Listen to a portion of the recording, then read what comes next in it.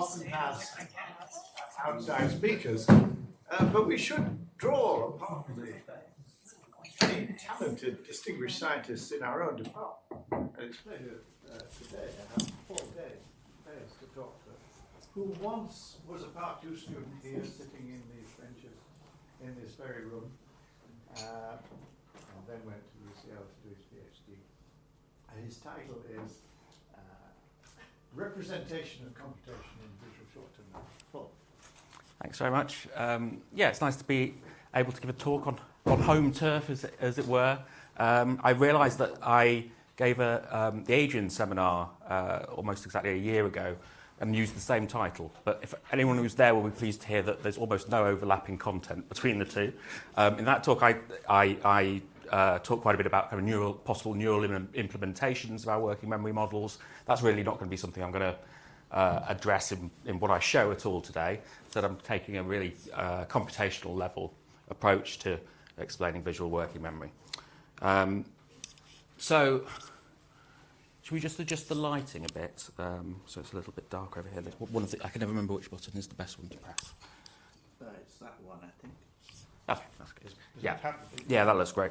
So working memory, to attempt to give a definition, it refers to our ability or the ability of our brains to maintain information that may have come from our senses directly or may be generated in terms of mental imagery, to maintain information in a kind of active, stable state for a period of time.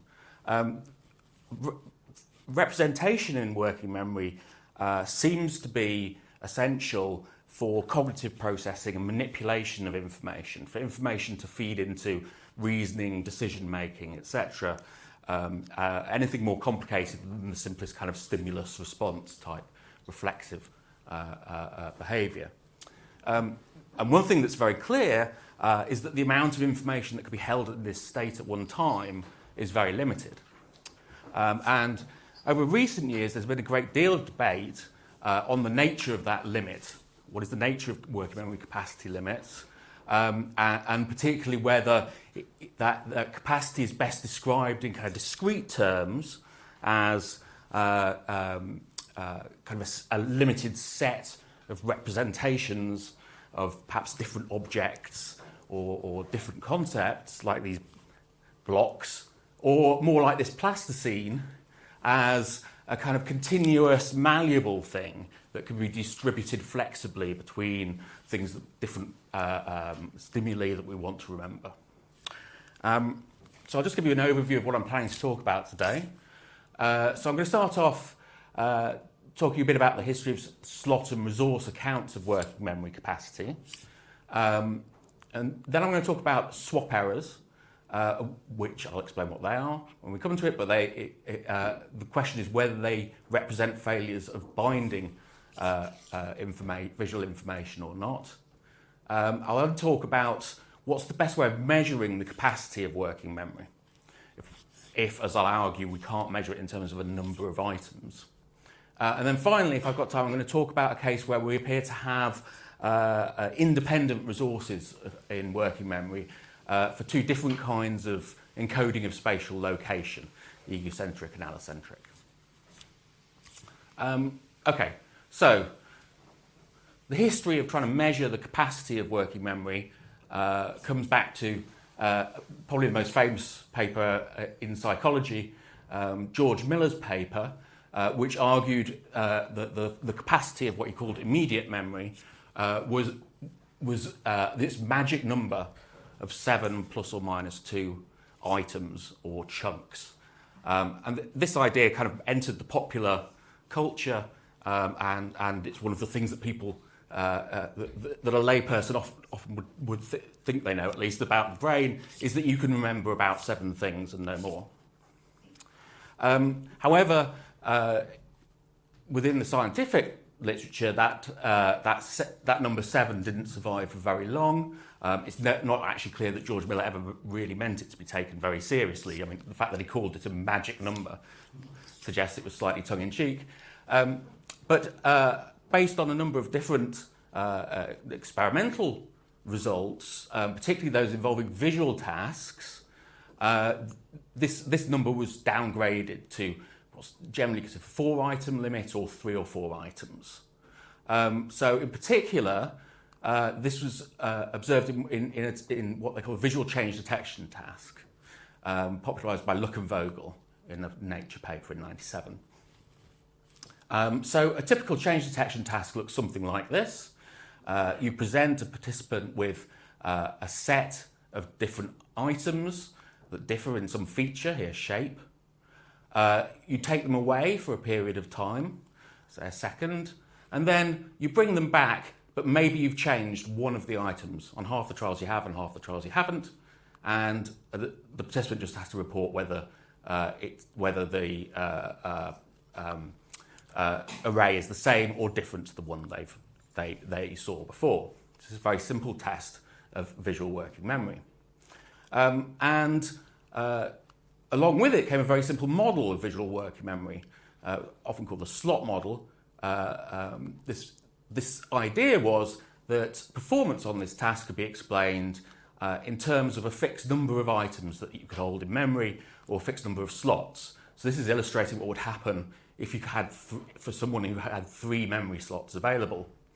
What you would see is that if you have 1 or 2 or 3 items, then each of them can get a slot, and you'll do this task effectively, perfectly. But once you increase the number of items in the display above the capacity, then some of them are not going to get stored, and if one of those is the one that changed, then the participant will just have to guess, and will get the answer right half the time. And this model produces a reasonable approximation to the actual performance that you see when you vary the number of items in a change detection task. Although, actually, if you look at the results of the studies and the quantitative estimates that you get from this, the average is 3 with a standard deviation of 1 rather than the 4 that's often claimed. So this was the situation until, really in the early 2000s this took off, although there's older studies that precede it, when people started using methods that had come from visual psychophysics research to look at the same kind of questions, and they found something that seemed really quite different. So the kind of tasks that were used, one that became dominant, is this kind of continuous report, analog report task. So again, you present a set of items. Here we have bars of different orientations and different colours, but the colours are particularly relevant here. You take them away again, but now one of them reappears, and you have a random orientation, and the task of the participant is to rotate it until it matches the memory of where of the orientation of that particular item was seen before. And now we have a very simple measure of performance on the task, which is simply the angular error, the angular distance between what they report and what the true orientation was. And we can see how that changes as the number of items, the memory load, in the array increases. And what we see is this kind of pattern, and this of course has been repeated across many different types of stimuli. It's not limited to orientation. The basic pattern is this, that you have, when you have one item that you need to remember, you can reproduce it very precisely, like this black curve, with very little error. As you increase the number of items, the errors you make get gradually broader and broader. Okay? And so this is just plotting the number of items against the variance, a measure of the spread. And you can see it steadily increases. And there doesn't seem to be anything special that happens around 4 items or 3 items that would indicate that you've exceeded some capacity. A second observation is that prioritised items can be recalled more precisely than others. So this is an example with a sequential presentation of stimuli, although the same thing's observed with simultaneous presentation. So in this case, again, you have a set of coloured oriented bars. They're presented in sequence, and at the end, one of them reappears, and you have to change the orientation until it matches the one in memory. But there's an additional tweak, which is that one colour so for this participant, say it would be green, one colour is associated with a greater probability of being tested. So if you see a green item in the sequence, there's a good chance, a higher than average chance, that the green item, that will be the item that you have to report. And so here we can see the error distributions and the measure of the variability in this case, and you can see that when the Q isn't present, you get a particular spread of error, a particular standard deviation. When the Q is present, the Q colour is present, and it's the one that's tested, you actually reproduce that one more precisely. And when it's present, but actually one of the other items ends up being tested, there's a cost that you actually remember those items less precisely. And so all of this led to an alternative kind of model, resource model of visual working memory, which suggests that you have essentially a single limited resource available for storing a particular feature like orientation. And if there's only one orientation, in this example I'm using shape actually, if there's only one to store, then you can dedicate all your resources to it and you'll remember it very precisely. But as you increase the number of items you need to hold simultaneously, you have to spread that resource out between them, and so each one is remembered with lower precision. And the resource is flexible such that if you have one item that for some reason you want to remember more precisely, like it's more likely to be tested, then you can give that one more resource, but that will mean that the other items have less resource and are remembered less precisely. So now this raises a question, which I mentioned at the very start, which is, in this conception of working memory, you can't measure the capacity in terms of a number of items, right? That K value that was used previously in the kind of slot conception. So while people clearly do differ in their working memory performance, and different conditions might lead to differences in performance as well, characterising those can't be done in terms of a number of items. So we really want to find some other way of characterising what the capacity of working memory is. And that's a question I'm going to come back to shortly. But first of all, I need to take a little bit of a diversion. Sorry, was that a question? Do you get the prioritization effect for the simultaneously presented items as well as... Yes, absolutely. I really I show the sequential case because with simultaneous presentation, people sometimes say, oh, well, maybe you're just attending more to that item when it's presented and less to the others. Whereas in a sequential presentation, there's obviously not competition for attention. But you get the same results.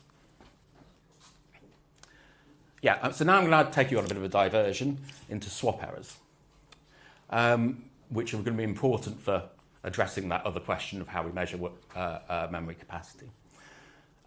So the history of this is that there was an argument that still rumbles on to some extent about to what degree responses in these kind of queued recall tasks or continuous report tasks reflect guesses where people produce a random response. And we noted, investigating this back in 2009, that actually a lot of the responses that appeared to be guesses, that appeared to be randomly distributed relative to the item that people were meant to be reporting, were actually responses based on one of the other items in the display. So this is an example with a task that's reporting a colour queued by a particular location, and if you plot the errors, the deviation of responses around the correct colour, so you click on a colour wheel to indicate the colour, and we can look at the angular error. Then you see the typical pattern. As we increase the set size, it becomes increasingly imprecise. But the colours are chosen are completely at random, so there's no relation between them. They're independent. So if you plot errors relative to one of these other colours in the display that wasn't the one that was indicated by the queue, you ought to see a uniform distribution. It ought to be flat. But in fact, what we see is that there's a strong central tendency. So it appears that some of the errors that people make, and these appear to be random from the perspective of the error relative to the target colour, these are actually what ended up being called swap errors, in which people are correctly, or with some variability, reporting one of the colours that was presented, but not the one that was indicated by the cue. Now, two competing explanations have developed for these swap errors. So one possibility is that they arise from a process of misbinding, failure of binding information. So the idea here is that you have your memory array that consisting of different colours and at different locations. And your internal representation of it, sometimes you find that although you have the locations stored and all the colours stored, sometimes the connection between the two, the binding, disappears. So now you know there was a green item, but you don't remember what location it was at.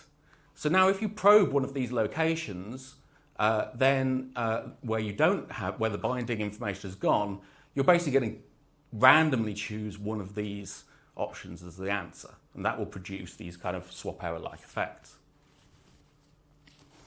The other interpretation is based on the idea of internal noise, in the same way that you get a spread of estimates of the report feature, colour in this case, in memory. You also would expect to get a spread in estimates of the cue feature, which is location.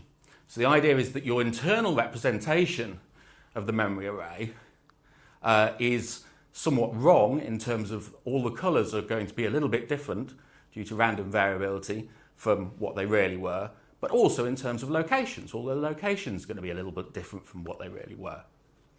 And now, if you probe one of the locations that was present in the original array, you might not be sure which item corresponded to it, and you might choose the wrong one on some occasions. Maybe you remember it as being closer to the probe location than the actual true item was.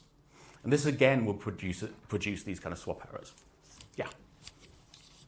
Is misbinding or internal noise, does one of them seem more common for people who have better visual imagery? So like the apple task, they can picture the apple like super, super clearly in their head versus they just get like the vague impression of an apple? I don't know. What I'm going to show you is actually that this is the correct answer. So these tasks aren't really going to tell us very much about binding. Okay. Yeah. Sorry. In the rebinding model, you do also allow noise in the colors, right? Oh yes. Sorry. Of course. Yeah.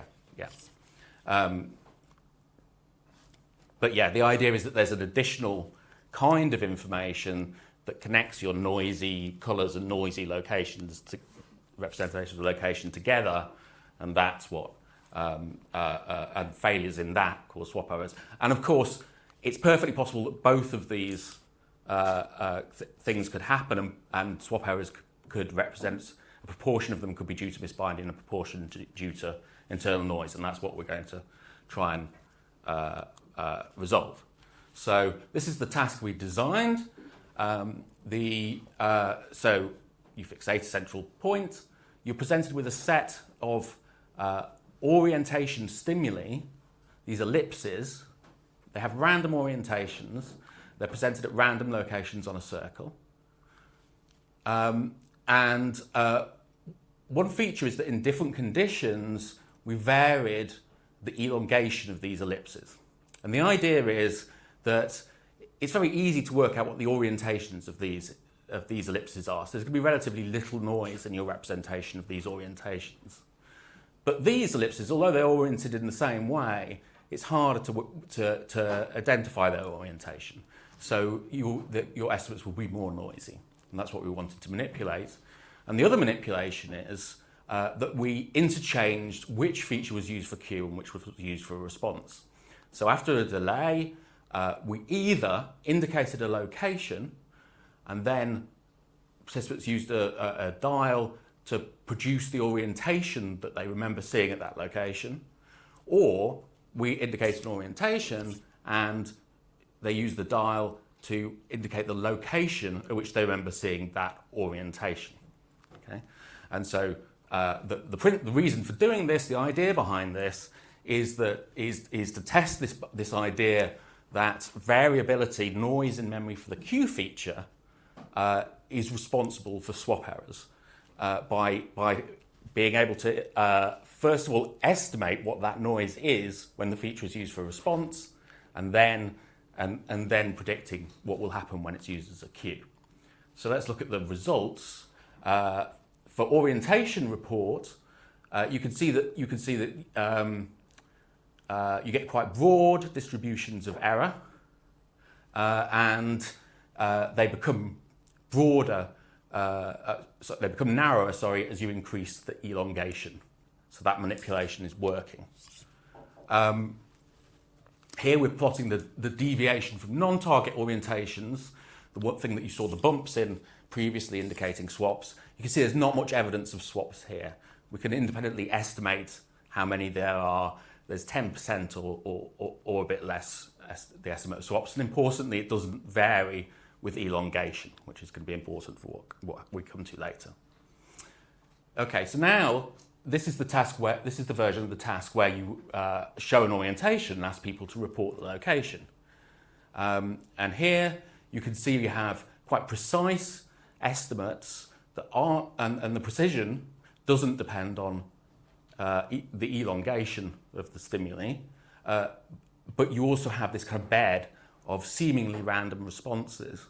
However, when you look at the distribution relative to non-target locations, you can see there's a strong tendency to report locations corresponding to other items in the display other than the one that matched that orientation. Okay. So now, what we did was we created a simulation based on the Q feature variability idea, this idea that internal noise is responsible for swaps. And we simulated performance on location report trials using information we got from the orientation report trials. So this is a typical location report trial. You've got a target item, which is the one that matches the Q that's going to be shown later, and this is just one of the non-targets I've picked out. Okay. So this memory array can be represented in this way as a conjunction of orientation and location on the circle. So each of these points corresponds to a particular location paired with a particular orientation matching one of the stimuli. The Q corresponds to this orientation, and the target, of course, has that orientation. And this is the non-target that I noted earlier. Now what we do is we take the distribution of errors that we observed when the orientations were used as the report feature. So when we could see how much noise there was in representation of the orientation of these ellipses for different elongations. So we take the errors corresponding to the same ellipse elongation in the same participants. And now we add that noise by randomly drawing samples from it. We add it to all these representations of the memory array. And now we look to see, is the target still, this noisy version of the target, still the one that's closest to the Q feature? Or is it now a non-target that has the orientation that's most similar? And if it is, then we mark, if it's a non-target, then we mark this as a swap error. So a participant in this, a simulated participant would on this trial incorrectly report report that non-target. Okay, and now we can compare this, these predicted swap frequencies to the empirical frequency with which we see swaps.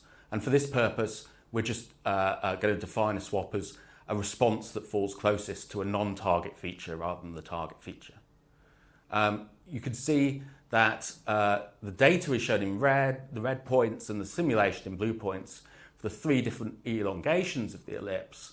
And in fact, the simulations predict very accurately the proportion of swap error trials that we see in the data, and correctly vary with elongation of the ellipses, so you get more swaps as the elongation increases. So we conclude that noise in the Q feature representations seems to be sufficient to explain swap errors pretty much in their entirety. There doesn't seem to be any room for a proportion of swap errors that are due to a genuine kind of misbinding, loss of that information connecting items. They happen with the frequency you'd expect based on the noise we know there is in the Q features. Okay, so sometimes you just want to get rid of these swaps. They're a pain. They look like random responses, and sometimes you want to just know what's the variability, what's the distribution of error in the feature that people are reporting. Unfortunately, there's an easy non-parametric way to do that, which I'll explain very quickly. So let's imagine that you have one target and one non-target in each trial. They're drawn randomly and independently from a circular space. There's some distribution of error in your memory for these stimuli, which could be any shape at all. I mean, probably it's symmetrical, but in this example, I've just drawn some random kind of distribution. If you imagine there's no swap errors, and you look at your errors relative to the target on each trial, then you'll see that distribution. And if you look at the errors relative to the non-target, because the non-target is randomly drawn and independent of the target, it'll look uniform. And now if you just pool those errors together, then you'll get something that looks like this. You'll get that distribution sitting on top of a uniform distribution. Now let's imagine that you have a swap probability, say 30% of trials are swaps.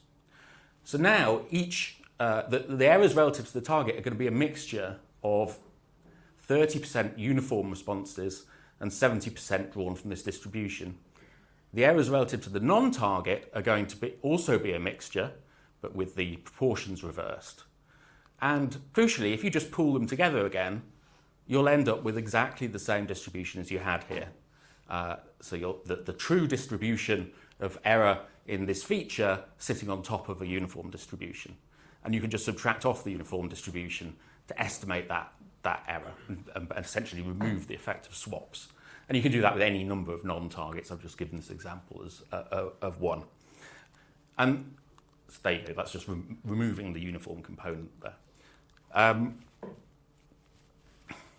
And now we can come back to this question of how to measure working memory capacity. Now we know how to deal with this issue of swaps and remove them. So for these purposes, I'm going to show you some data from colour report tasks. These were done online. We have a large number, about 100 participants for each feature dimension that I'm going to talk about. But first of all, I'm going to talk about colour. So we also have a perceptual version of the task. So in the perceptual version of the task, there's a colour disk appears somewhere, and you just have to click on a colour wheel that's present at the same time to report what colour it was. The working memory version of the task is then identical, except that the item disappears and a circle appears to indicate it.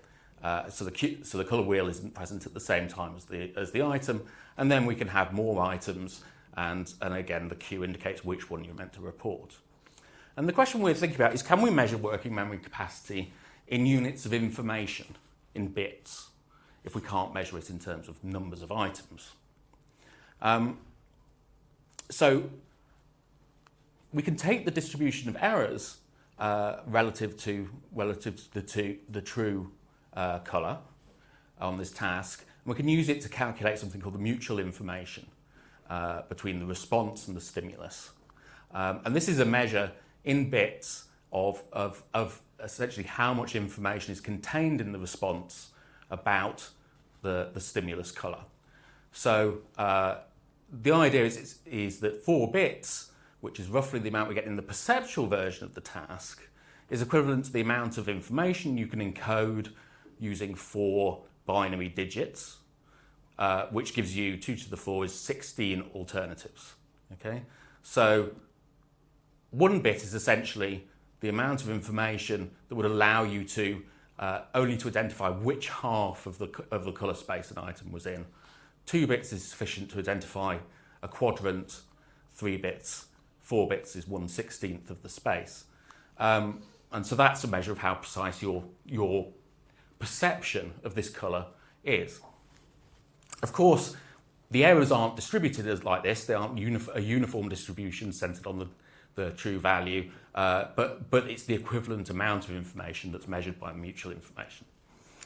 Okay, so what happens when we go from perception to working memory? So there's still only one item, but now there's just a delay between where it disappears and your opportunity to report the item appears. Well, you immediately get this drop to about 2 bits of information. So this really isn't very much, right?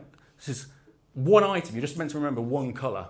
And in fact, the amount of information you have is equivalent to just remembering which quadrant of this colour wheel it's in. And as we'll see in a minute, that's not unusual. That's not specific to colour. Okay, so what about when we increase the number of items?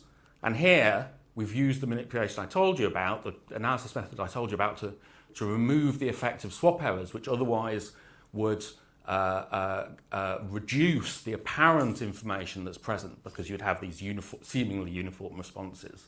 So this is now a measure specifically of the information you have about colour, ignoring the influence of the information you have about location. And you can see that as we expect, we get this decline in information until when you've got 6 items in the display, you've got the equivalent of being able to identify which half of the colour space each item is in. These are the same results for 4 different feature spaces. So we have an orientation space, basically using bars of different orientations instead of colours. There you can see the information, the results are extremely similar. Shape, a continuous shape space is used here. You click on a wheel of shapes to report which one you remember seeing, and we look at the angular error in that as well. It's kind of a perceptually uniform shape space. Very similar results. Colour we've seen. You can see that there's some difference in the overall level, but the pattern seems the same.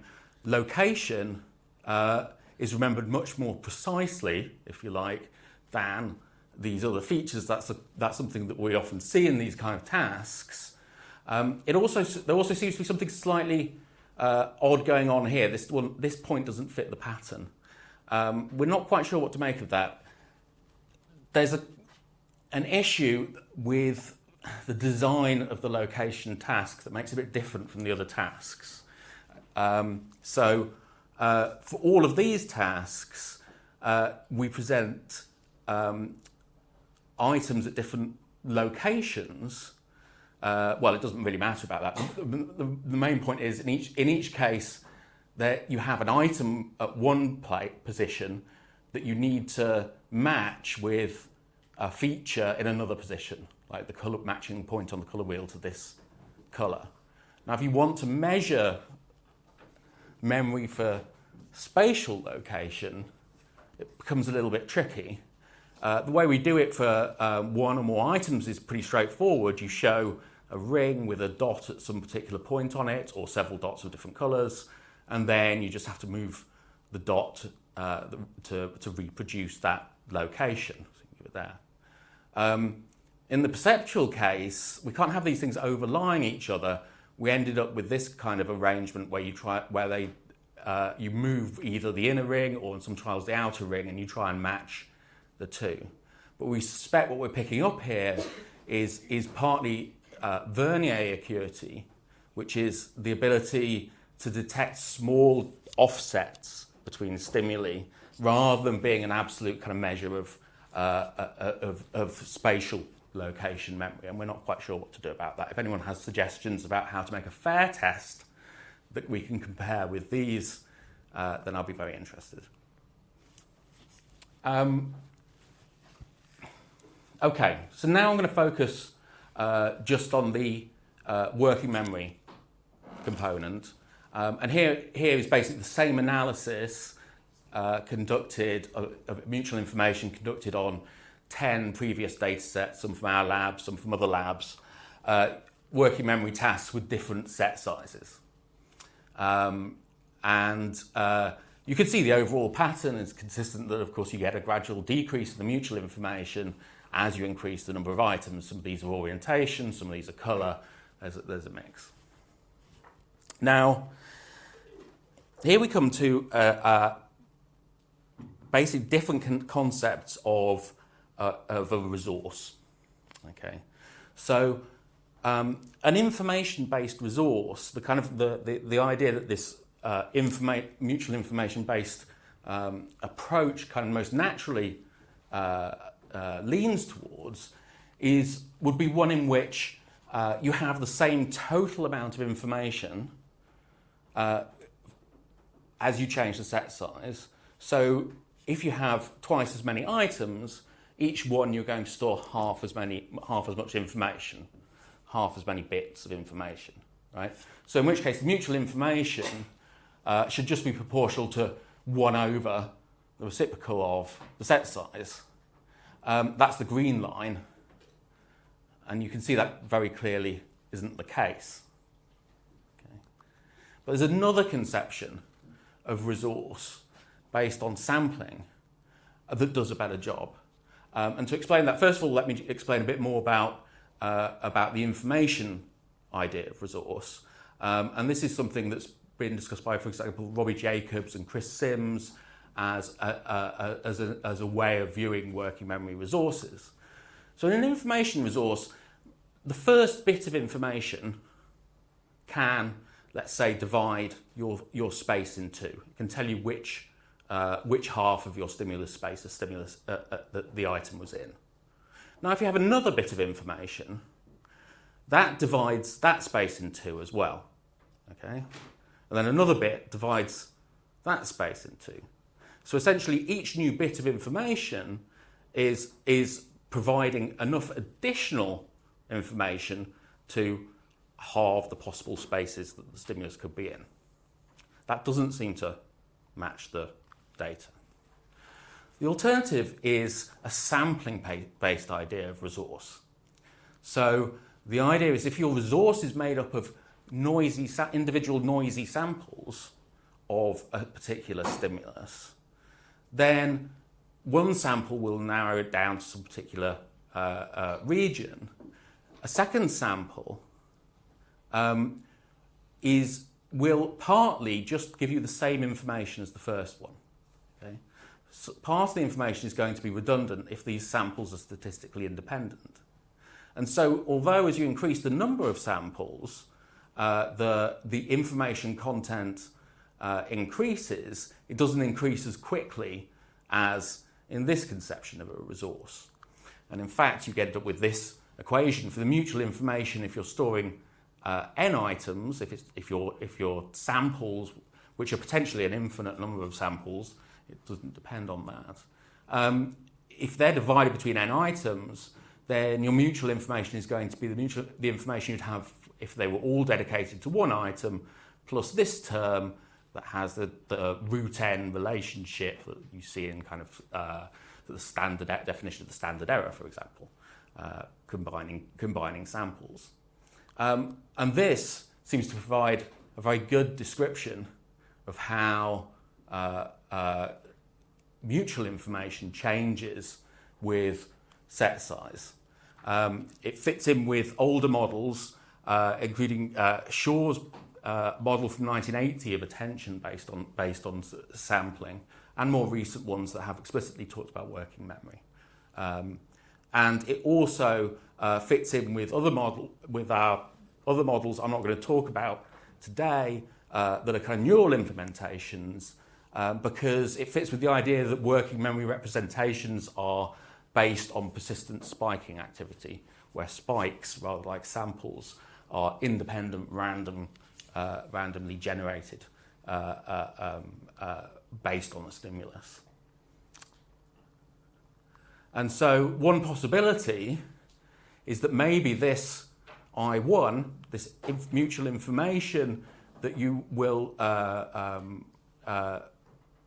mutual information for when only one item is in the needs to be remembered, which can be estimated by this equation from any set size, might be a viable replacement for k, for the number of items, as a measure of kind of total information.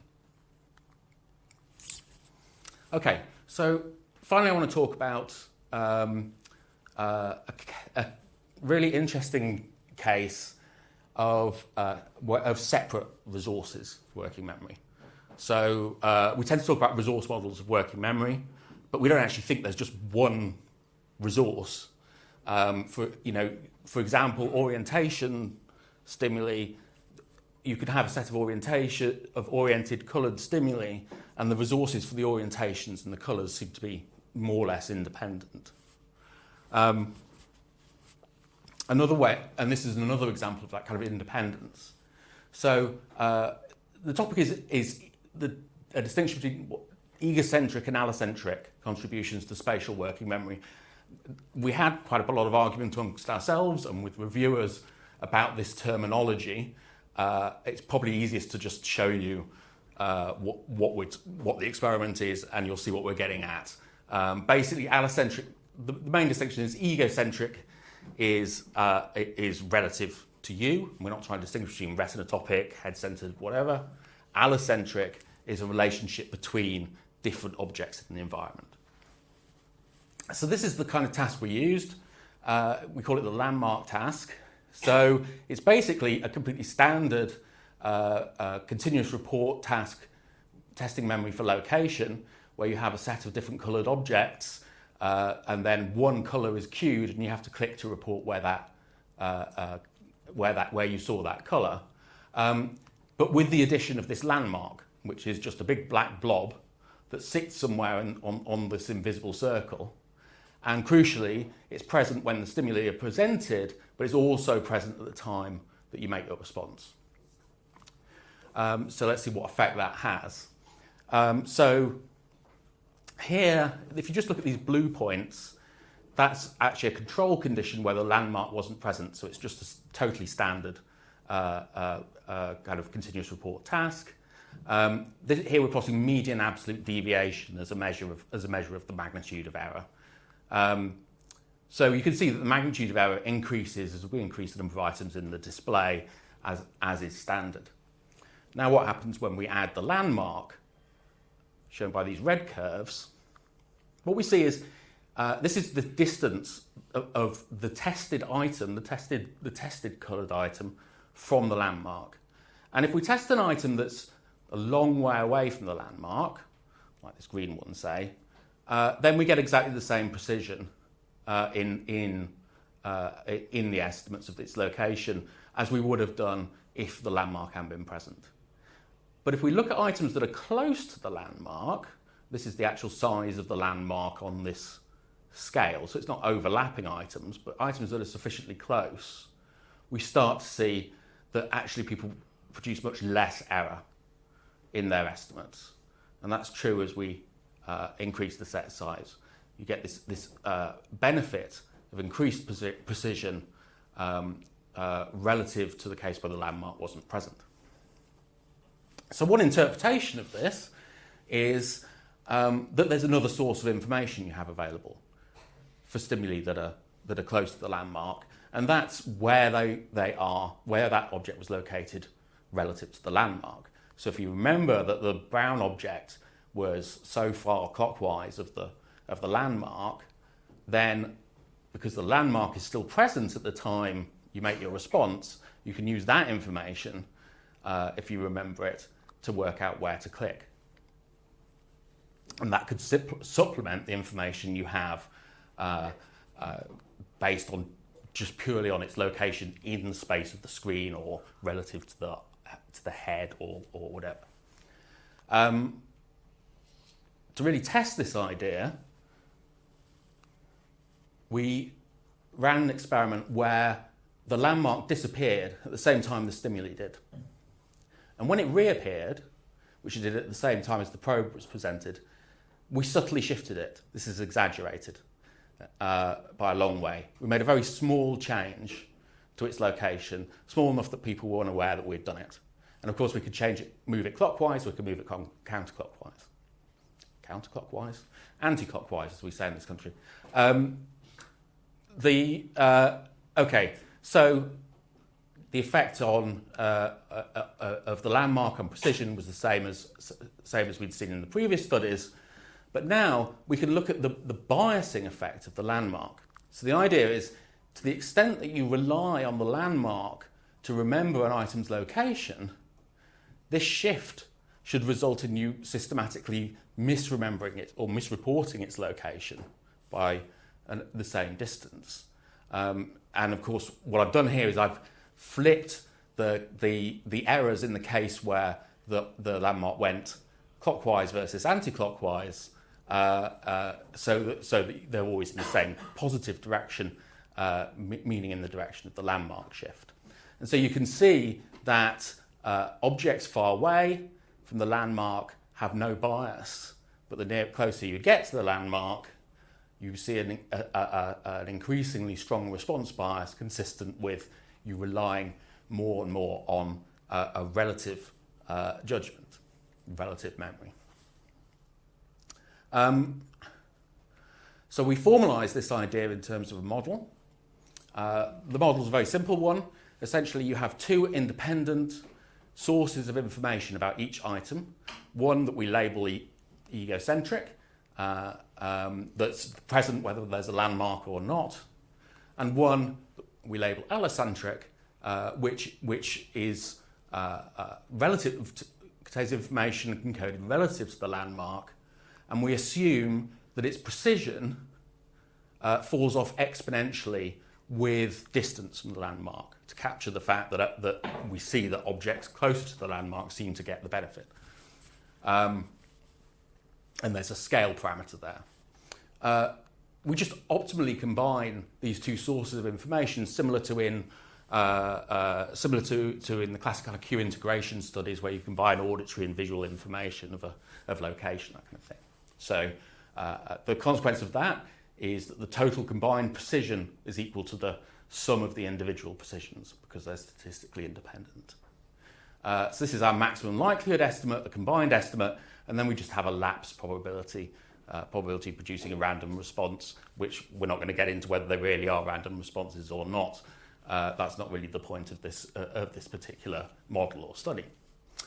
So the blue corresponds to the precision of the egocentric memory, which is obviously independent of distance from the landmark. The green is this exponential fall off in precision corresponding to the allocentric memory relative to the landmark, and then the red is the sum of the two. And so all the curves I've shown you so far are actually fits of this model to the data shown by data points. So you can see it does a good job of capturing the data. And now we can look at the effects of set size separately on egocentric precision and the maximum allocentric precision. So that's just characterized as the precision of the relative memory you would get if you were right on the landmark. And you can see that, as expected, the precision, the egocentric precision, which is kind of the thing we measure as standard in these kind of tasks when there aren't landmarks, decreases steadily with set size. We also see that the allocentric precision seems to decrease steadily with set size as well. So what we can conclude from this is there seem to be separate working memory representations of egocentric or absolute location of objects and location relative to the landmark with independent noise, so that they can be combined in this optimal way to produce a combined estimate that's more precise than either one. Both sets of representations seem to be independently resource limited. So we saw that when you have no landmark, adding a landmark only increases the precision for all items. So it doesn't seem like adding this landmark and hence adding this relative information takes away anything from the absolute representations. It only adds. So they appear to be independent resources, but the allocentric precision also depends on set size, similarly to the egocentric precision, suggesting that it's a limited informational resource in the same way. And I just want to end on this note, something that I don't have the answer to yet, but the question that's raised by this is, what about all the relationships between all of these items in a standard task, right? do you have independent representations, independent resources for this item's location relative to each of the other items in the display, and then another set for this item's location relative to all the others? If so, it seems like actually the way in which we are assessing the working memory capacity is greatly underestimating how much information you have in these situations. It's only measuring one component of it, the kind of absolute or egocentric component. And also, of course, there's the question of whether this is limited to location, or whether you similarly remember each colour, both in terms of its absolute hue, but also as a bit yellower than the other item, and so forth. And these are things that we don't have answers to yet, and we're looking to investigate in the near future. And so I'm going to finish there.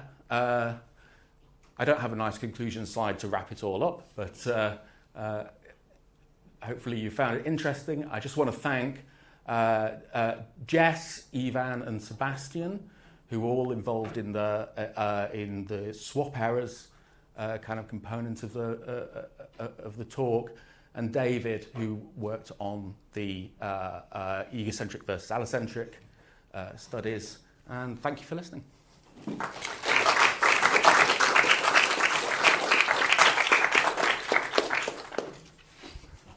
Many thanks indeed for that very clear account of your work. We'll have our traditional little break now that Daniel has, so that people who have 1 o'clock obligations can slip away. Then we'll continue for some questions. We won't be having the usual free drinks. Paul and I both have 2 o'clock obligations. But if you'd like to ask questions, do stay now. So we'll have a little break while people. Thank you, that was lovely. Yes, very good. Very good. Maybe. I mean, just sure. I was like, this is hard for work. I was like, oh, I don't know. I'm not really. I don't really know where to position that well.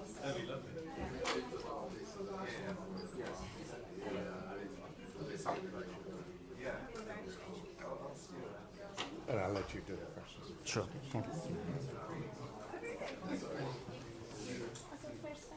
Okay. See you.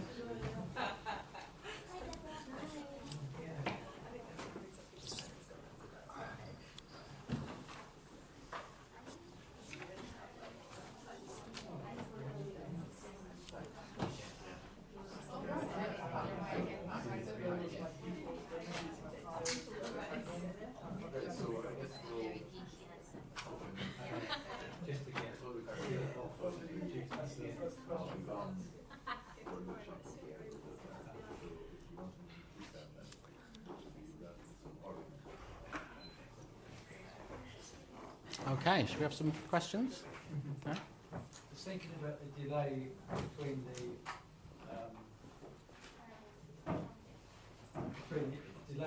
the array presentation and the cube. If you shorten or lengthen that, do you think that would relate to the redundancy aspect on the second, and the ability to relate to the landmark on the landmark? The fact that delay was greater or lesser, you know? So the delay does have an impact. Basically, so if you have a very short delay in between presentation of the stimuli and the test, then you can get an involvement of what's commonly called iconic memory, or in the visual case, or sensory memory more generally. And this is thought of as being something separate from working memory, a different kind of store that's not stable. It just lasts for a few hundred milliseconds, and it's basically just like the kind of lingering remains of the sensory presentation. And so if you present it with a very short delay, you can see that people can actually do really, perform really precisely on the task. But the key way of distinguishing that from working memory is if you present any kind of pattern, like a little pattern mask, immediately after your stimuli, then that memory completely goes, well, you could almost entirely eradicate the effect of iconic memory, because it's just completely overwritten, whereas working memory is not.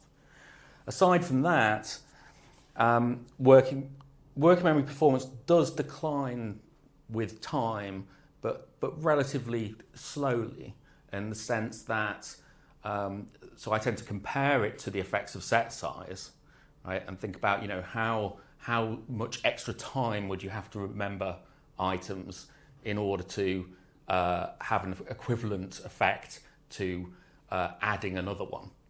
And it's on the order of 10 seconds or something. So it's really quite a slow decline with delay. Yeah. I was very taken by your challenge for a fair test of location. And I don't think this is the answer, it's probably something you thought about, but I was very struck by what you're doing with the colour is you're measuring it through location, right? You're actually getting them to report a location on the colour wheel. And so I suppose implicit in that is the assumption that they're very accurate in doing the location. So what I wondered was, would it be a fairer test if you flipped it around so you actually got them to report colour for location? So you cue them to a location on the colour wheel and what they actually have to report is the colour. So maybe you have them, I don't know, adjust another circle until it matches the colour or something, and scroll a mouse wheel until the colour filling the wheel is the right colour or something like that. So I wondered if there would be a fairer comparison. That's it. Think about that way. I see. Yeah. Okay, that's interesting. So the colour wheel would stay there. You'd have to remember which location on the colour wheel it was in order to match that colour. And there was mainly thinking about the perception case where it's still on the screen.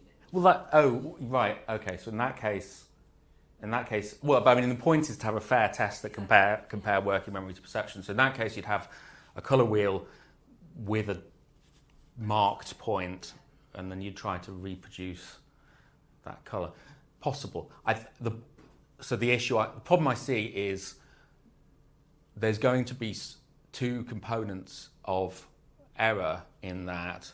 One is going to be your noise in your ability to reproduce the location or represent the location, and the other is noise in your ability to reproduce the colour. And I think the noise in the ability to reproduce the colour is going to be much, much bigger. I wondered that, so I was Yeah. also thinking, you're going to have to somehow subtract that out, so you're just going to have to get some matching colours and see this come out of it. But I think ultimately you might just be limited because if they're not as good, if they're really better location than colour, then probing it by combining the two is not going to work, is it? I think that's probably the issue is location. Location is too good compared to the other features. A follow-up question to this. How much of this research is limited to visual processing? Because if you could remove the element of visual processing that has location as a feature, perhaps you could get somewhere else. Do you get the exact same finding with auditory or haptic? Is there anything?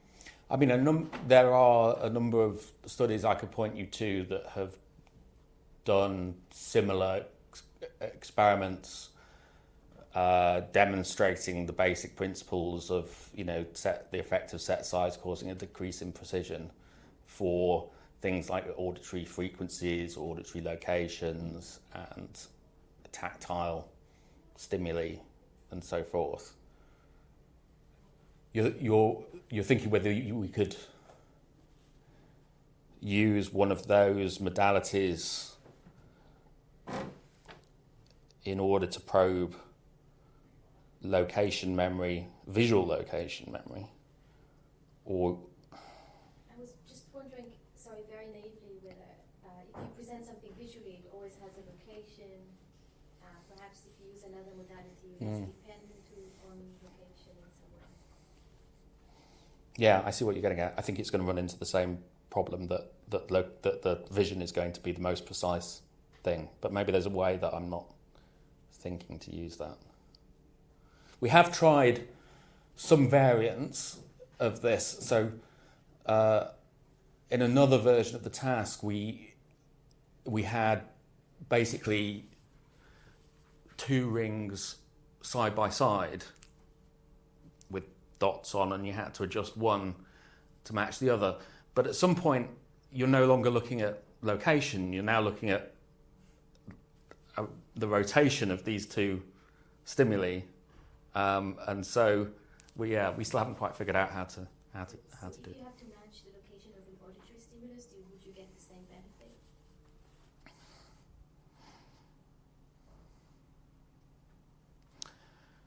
So I mean, you can.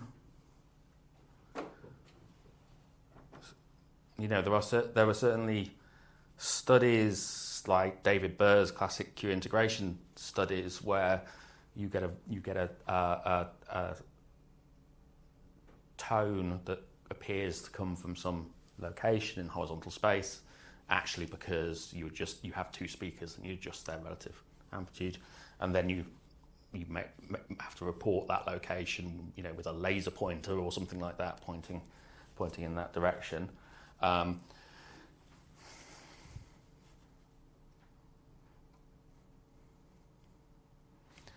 So then you'd be measuring. Possibly you could do that in a working memory context. You could do it with. You could adjust an auditory location to match a visual one, or just the visual one to match the auditory one. Possibly, yeah. I'm sure people have done part of that experiment already, but probably not comparing perceptual and working memory. Yeah, thanks. I think you're first. The surprising and I think cool thing I found most surprising was that the landmark only improves things. The location. Yeah. I was wondering, do you get some sort of bias toward location versus colour information, so that it's basically just shepherding resources to location rather than colour? Not just, so that would be very interesting, but I think, I'm sorry if you answered this already, I'm just wondering if you were to test the colour memory, would you see? Well, I see what you're getting at. So colour. So in this case, colour is the Q feature, and so increasing noise or decreasing resources for that would lead to more swap errors. We didn't specifically model swap errors here. We just used that lapse component, which will capture swap errors, but also other kind of errors as well. So I guess the prediction would be when the landmark's there, you'd have more swap errors. I don't think so. I couldn't, without looking back at the data, I couldn't tell you. But I don't think there was an effect on the lapse component. No, I suppose, yeah, of course, it's the Q. That's the problem there. But if you were to have a broad location as the Q, then you could look at colour precision separately. I think it's very unlikely, given that the landmark doesn't take resources from your kind of absolute representation of location. I think it's very unlikely that it would take it from your representation of colour, given that we already know that usually location and colour are independent. What we did try to do, and we couldn't make it work, and I don't know whether that's an empirical difference or just the difficulty of the experiments. We tried to do an equivalent task with a kind of a feature landmark, we called it. So like a colour landmark. So you have a particular colour patch that's on the screen the whole time, and now you try and remember. You can potentially remember colours relative to that colour. I'm sure John can think of all sorts of reasons why that's a disastrous idea. I can tell you that it didn't work. Yeah, but in principle, it may be just that it's that or you need a very precise feature like spatial location to really be able to identify these things, and maybe there is a relative colour memory as well, but it's just harder to detect. Lee? I've got two questions that are kind of interrelated in terms of the ecological validity of the task. I guess these are quite long experiments to try and get good estimates for each individual. Well, the online tasks, for example, are quite short, and the estimates aren't that good, but we have a lot of them, so on average they give a good indication. And do you ever incentivise performance, and do you see if that makes We don't typically. No, we've done that for other people. Have done that, incentivising performance overall doesn't affect things. An interesting feature, surprising feature of working memory is that you can't put in extra effort and remember things better. It just doesn't work. If you say this trial is going to be worth, getting the answer right on this trial is going to be worth twice as much as an average trial, doesn't affect your performance, which is quite different from what happens if you say remembering this item rather than that item is going to earn you twice as many points, in which case you can very clearly see that people can redistribute their resources. Well, that's really interesting. And then you tried lots of different stimulus types, but I was wondering if you tried something that people might have more experience of in their daily life, like when I was younger, like memorizing, like hearing a phone number and remembering it, would have been, something I'd have done quite often. Does that? Because I also wonder whether if it is more something one has experience with, and one saying that you might have more like chunk-like representation. Well, that's exactly why we don't tend to look at that, and why people move to the older work on short-term memory, working memory, was based on things like lists of words or lists of numbers. That was the basis for George Miller's estimate of 7 items. People shifted towards visual working memory partly because the development of computer technology meant that you could produce these stimuli very easily, and partly because you could have stimuli that are less tied to long-term memory kind of representations, like in the way that numbers or symbols are. So, yeah, that's something we specifically try and avoid. Yes, John. This is related to John's question. John. Lee. Lee. Sorry. There's a whole other literature on memory for colour categories and remembering within and between categories. And people maybe remembering category, if not the words for colours, even though we're using that one for a second. Do you have any reflections on that, how category affects? Yeah, so, that's one thing I was going to say, is that although we try to avoid these kind of associations, we can't entirely. Colour category, so some people colour categories can be incorporated into models of these kind of tasks and can explain some of the variation you see in precision around the colour wheel, say. Whether the concern that people might just be thinking to themselves red, green, blue during the delay is not, I think, particularly significant. One thing that even Luck and Vogel did back in the change detection days was, and a lot of people have done since, is the concurrent articulation task. So you have to keep saying the numbers 1, 2, 3, 1, 2, 3 over out loud as you're in the delay period. That's meant to kind of disrupt any kind of verbal memory for the stimuli, and that has essentially no effect on recall performance. Really, the level of precision you could achieve based on colour category alone in these tasks is pretty low. Although having said that, of course, we've seen that when you get to large numbers of items, precision is very low as well. So yes, there is some contribution. Exactly what form that contribution takes is not entirely clear. But yeah, there is some influence of things like colour category on working memory performance in these kind of tasks. Yeah, can't entirely get rid of it. Yeah, Matty. So in the last experiment where you did the allocentric comparison, the allocentric component really had 2 parameters: the maximal resource, the The peak precision, it's peak precision and this the parameter of the exponential Yeah, which Yeah. had a name which I forgot now. Multiply. scale, I think. Yeah. Scale, exactly. So when you fit that model to different set sizes, do you assume that it's only the peak precision that depends on set size and the scale doesn't? That's the model that I presented. Yeah. Okay. Yes, we did.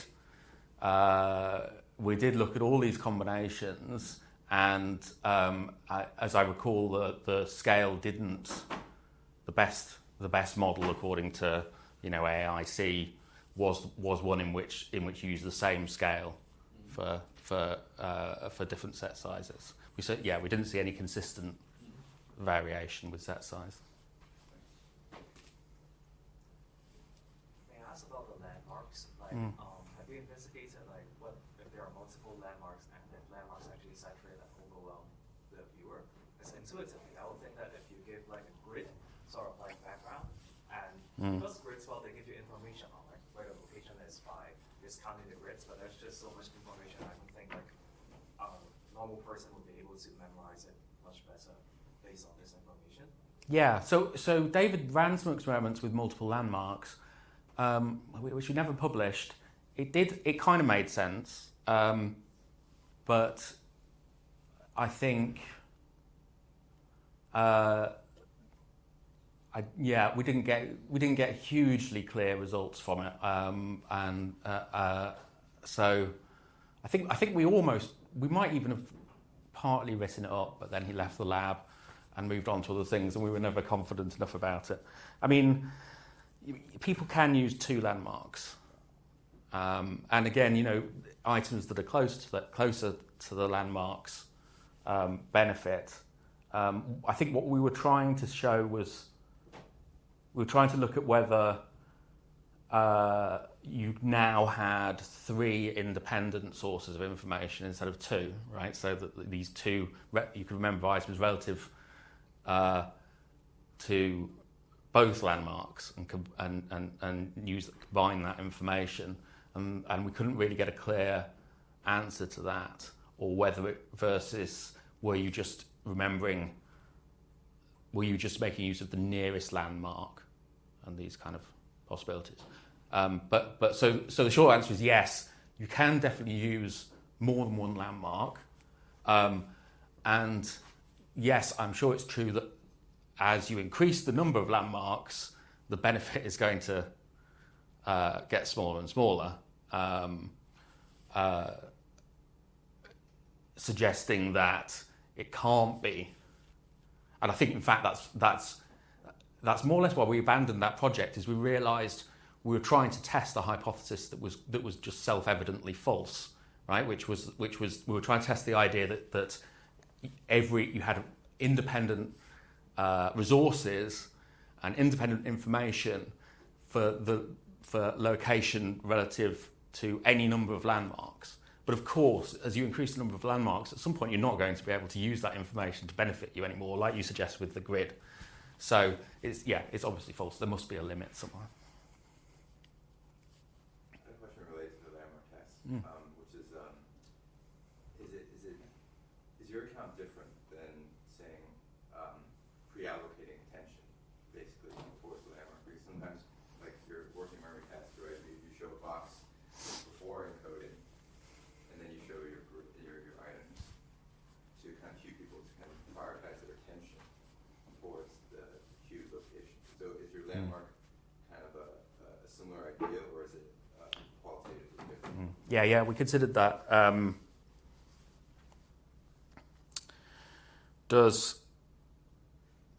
Are you just directing attention to the items that are near to the landmark? We did quite a bit on this. I mean, the most obvious point against that is that would take attention away from the other items. So it could make you more precise in remembering the items close to the landmark, but there would be a cost for the other items, which we didn't see. Objects that were 180 degrees away from the landmark were just at the same precision as if they'd been at a landmark. I wonder if there would be a cost, though, if you reduce the exposure time. Because maybe the amount of exposure allows them to kind of Possibly. Yeah, I mean, once you reduce encoding time, then you're really looking at something quite different, right? Because now the limits on your performance aren't limits on the capacity of working memory. They're limits on how quickly you can get information into working memory. What was the experiment? Typically, we use a second, but really, you only need. So we've done some quite detailed experiments looking at encoding time. The more items there are, the more encoding time you need to kind of reach 90% of your maximum capacity.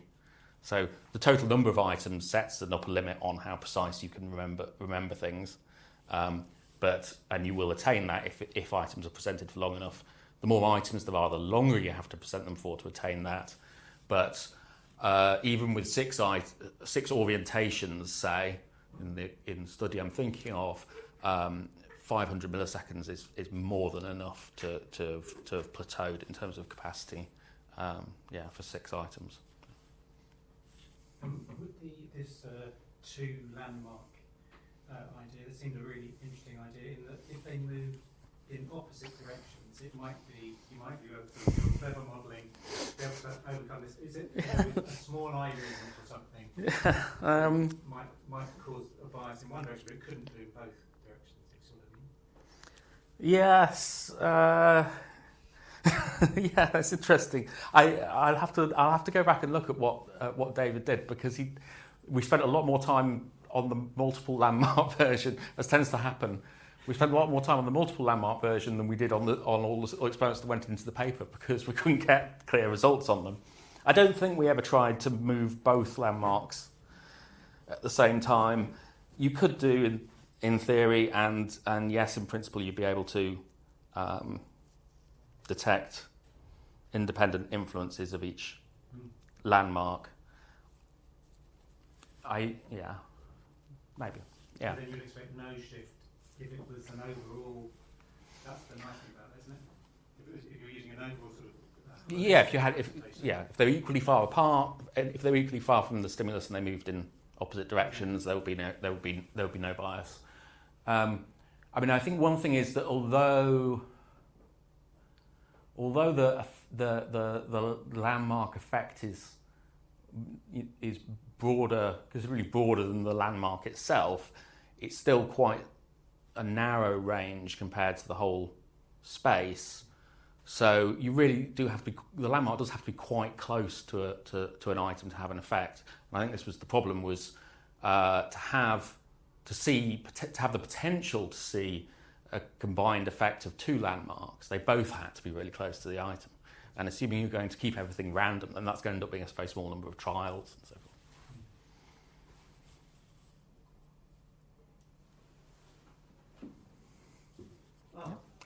It might be answered before, but I didn't fully understand it. It's like, do the participants know that the landmark was supposed to be a landmark and staying there beforehand? Because I feel like the representation will be different if you know that it's going to stay there and you kind of like consciously make the connections rather than just seeing it stay there, and then your own internal representation has like a point of reference. It's like kind of like a different scenario. Yeah, so we looked at. So I think in the no landmark case, I showed data. I showed it was a condition in which there was, they knew there would be no landmark at any point. We also looked at. That's the thing I was trying to remember about the attention explanation, right? There's a very simple approach to that. You present the landmark alongside the items when you're encoding them, but then you take it away and don't bring it back, right? And so if the effect was down to biasing attention, you'd still see it, and you don't. So yes, we have looked at what happens when you only show the landmark during encoding, or only show it at decoding and or retrieval, and essentially it needs to be present at both to see any effect. You can take it away in the intervening period, as we do in the adjustment task, and that lessens the effect a bit, but it's still present. Just follow up on that. It seems like there's a nice way you could get around it by conceptualizing your landmark not as a separate thing but as one of the items, and then any one of the items could stay, and I don't know in advance which one it is, so prevent them from using a strategy like that, but you could still test the same idea about whether inter-item relationships and what's happening on the ground. Yes, yeah, that's exactly the kind of idea we're thinking about. There has been, someone has done the kind of equivalent thing where they return all the items apart from one, but and it does provide some benefit, but it wasn't very systematic. So yeah, something like that would be the approach to look at that. Yeah.